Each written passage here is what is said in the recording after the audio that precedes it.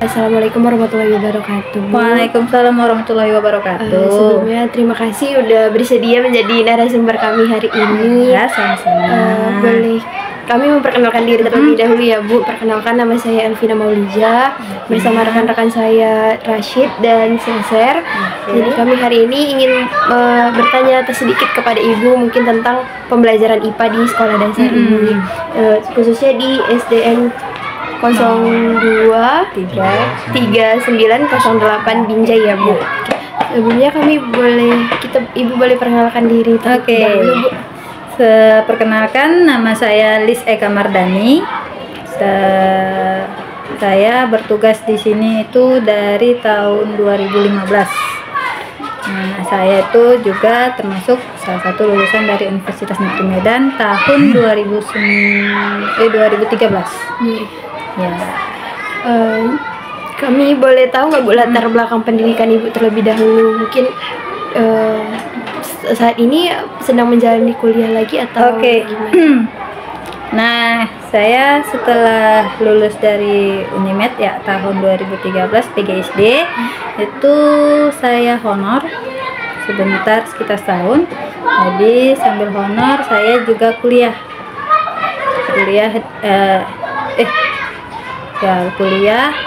di S2 Unimed. Kemudian saya keluar lanjut saya coba CPNS. Nah, di tahun 2015 saya lulus, saya bertugas di sini. Nah, jadi ketika lagi bertugas di sini pun saya mencoba untuk melanjutkan lagi kuliah S2 di Unimed sampai sekarang. Sebelumnya Ibu pernah mengikuti pelatihan atau workshop gitu yang berkaitan dengan pembelajaran IPA atau mungkin yang umumnya gitu? Kalau saya sih lebih sering yang ke umum, lebih menekankan ke strategi pembelajaran aja sih. Karena kan zaman sekarang saya perhatikan strategi pembelajaran itu waktu dibandingkan ketika kuliah semakin banyak dan semakin bervariatif gitu. Oke Bu, jadi baik kita akan masuk ke pertanyaan yang berikutnya ya. Mengenai orientasi pembelajaran IPA di sekolah dasar. Jadi untuk pertanyaan pertama Bu, yang mengenai orientasi pembelajaran IPA, yaitu kira-kira apa yang Ibu pahami tentang tujuan pembelajaran IPA di sekolah dasar? Oke, tujuan pembelajaran IPA di sekolah dasar itu lebih menekan untuk mengembangkan rasa ingin tahu anak-anak ya. Jadi IPA itu kan luas, berkaitan dengan alam. Jadi biar rasa ingin tahu mereka itu semakin dalam. Kemudian ada sikap berpikir ilmiah gitu. Kemudian apalagi ya, dalam pelajaran IPA itu kita perlu yang namanya proses ya kan. Nah, proses membuat praktiknya. Jadi untuk mengembangkan keterampilan proses dalam melakukan sesuatu seperti itu. Ya, jadi itu tujuannya. Baiklah, mungkin soal berikutnya ya Bu. Bagaimana Ibu kira-kira cara Ibu menekankan isi pembelajaran IPA itu? Apakah Ibu lebih berfokus pada konsep dasar IPA itu sendiri, atau Ibu lebih berfokus pada proses pembelajaran yang dengan melakukan penyelidikan? Nah, saya sih tergantung dengan isi materi. Tapi saya lebih suka kalau yang IPA itu lebih ke penyelidikan. Contoh kayak bagian tumbuhan gitu kan, ya kita selidiki bagian-bagian tumbuhan itu apa aja, kemudian perubahan wujud materi dan perubahannya, ya kita selidiki kok bisa sih berubah, apa sih yang menyebabkan berubah. Nah, seperti yang tadi, energi dan perubahannya ya kita selidiki. Nah, kok bisa nih bergerak gitu. Kayak lebih seru kalau penyelidikan daripada hanya memahami konsep ya, memberikan pengalaman juga ya Bu kan. Oke, baik. Nah, tadi kita kan sudah mengetahui nih bagaimana orientasi pada pembelajaran IPA itu sendiri. Nah, sekarang kami ingin tahu nih Bu mengenai bagaimana cara Ibu untuk mengidentifikasi materi dari topik energi yang sudah diajarkan dalam kelas. Oke, nah jadi cara mengidentifikasinya pertama kita lihat dulu nih capaian pembelajaran yang harus diajarkan. Nah gitu, lihat dulu silabusnya, baru kita susunlah RPP-nya, nah baru kita terapkan. Nah, dalam membuat RPP pun kita itu perlu mengetahui bagaimana minat dan bakat anak, keterampilannya bagaimana, karena setiap anak-anak sekarang kan berbeda. Kalau zaman dulu mungkin kita samakan ya, zaman kita ya, jadi zaman sekarang itu dibedakan. Nah, Makanya zaman sekarang itu ada juga yang namanya RPP berdiferensiasi, ya kan? Jadi ada anak yang audio, ada anak yang audiovisual, ada yang kinestetik. Nah, itulah dibedakan. Nah, terkadang itu agak sulit juga sih, ya kan? Untuk membuatnya terlalu ribet. Jadi itu sih cara mengidentifikasi materinya. Nah, tadi kan kita Ibu bilang kita harus buat capaian pembelajarannya dulu kan Bu. Nah, apakah ketika kita sudah membuat capaian pembelajaran nih, tapi pada saat dipelajarkan di dalam kelas itu ada materi yang menurut Ibu belum tersampaikan? Ya, itu pasti ada, ya kan? Karena kita tidak, istilahnya kita, seseorang itu pasti punya rasa lupa ya. Ada. Jadi pasti ketika kita ada konsep nih gini, tapi ketika di lapangan suka lalai. Oh, ternyata ini belum saya tahu. Oh, ini. Jadi sering seperti itu. Oke, baik Bu. Selanjutnya, apakah ada strategi yang diterapkan Ibu dalam mengurutkan ataupun menjabarkan materi tentang energi tadi di dalam kelas agar mudah lebih dipahami peserta didik? Jadi kalau diurutkan ya seperti biasa ya, kita pahami apa sih itu memang energi, gitu kan. Baru bentuk-bentuknya seperti apa, baru contoh-contoh perubahannya. Nah, baru biar mereka merasakan apa yang dijelaskan, maka kita melakukan seperti tadi penyelidikan atau prakteknya, prosesnya. Terkait itu Bu, apakah ada faktor-faktor yang Ibu pertimbangkan ketika Ibu memilih sebuah model pembelajaran atau metode pengajaran yang Ibu terapkan di dalam kelas gitu? Oke, faktor-faktor yang dipertimbangkan saat memilih metode ya.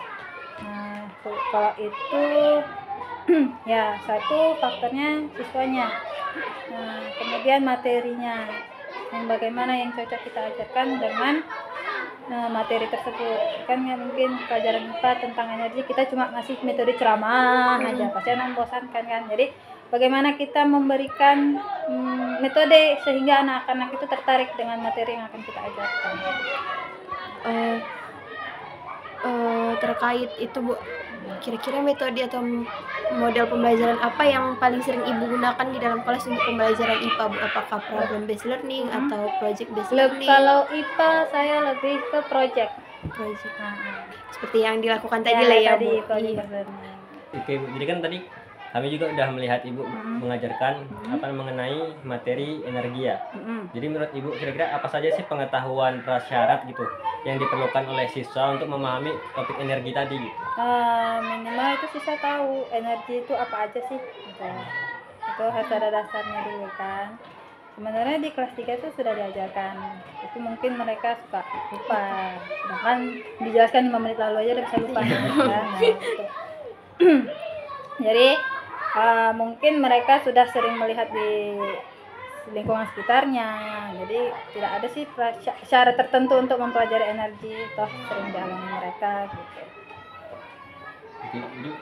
Mungkin Bu lagi, yaitu kan Ibu ini sering melihat siswa nih ya kan. Kira-kira menurut Ibu kesulitan apa sih yang sering dihadapi oleh siswa dalam memahami pembelajaran itu, terutama seperti tadi itu? Ya. Kesulitannya, mereka sulit menuangkan apa yang mereka lihat itu dalam bentuk kata-kata. Mereka paham tapi nggak bisa menyampaikan gitu ya Bu. Menyampaikan. Jadi mereka hanya menggunakan bahasa, bahasa sehari-hari lah ya kan, Miss.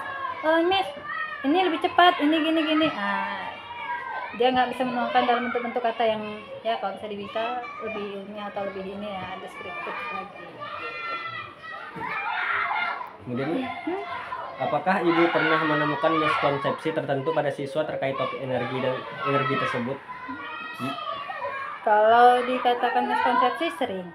Nah, cara ngatasinya itu kita memberi penjelasan lebih kepada siswa, atau kalaupun mereka masih kurang memahaminya ya kita beri contoh berupa gambaran atau video-video secara langsung yang bisa ngasih konkret gitu ya Bu. Karena kan siswa ini pasti dia mengalami sendiri nyatanya. Gitu. Nah, ketika di kelas kadang memang konsep yang udah kita ajarkan sama pengalamannya itu berbeda.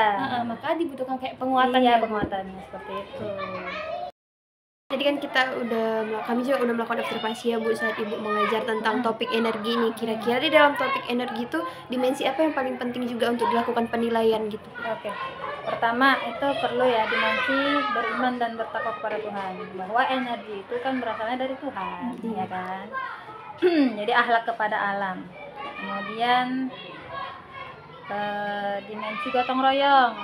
Nah, jadi kerjasama antar siswa itu pun perlu dinilai. Bernalar kritis. Nah, itu juga. Jadi bisa nggak siswa ini bernalar kritis? Kritis, oh pikir ini kok bisa ya? Nah, tapi kalau melihat dari keadaan di sini, sikap kritis mereka kurang masih.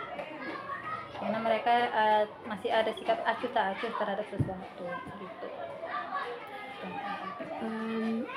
Untuk melakukan penilaian tuh Bu, metode penilaian seperti apa yang Ibu gunakan untuk menilai pemahaman peserta didik terhadap topik energi tadi Bu? Oke, metode penilaian kan ada metode penilaian kognitif, afektif, sama keterampilan. Nah, kalau ini sih saya lebih menekankan kepada keterampilannya dan ke kognitifnya.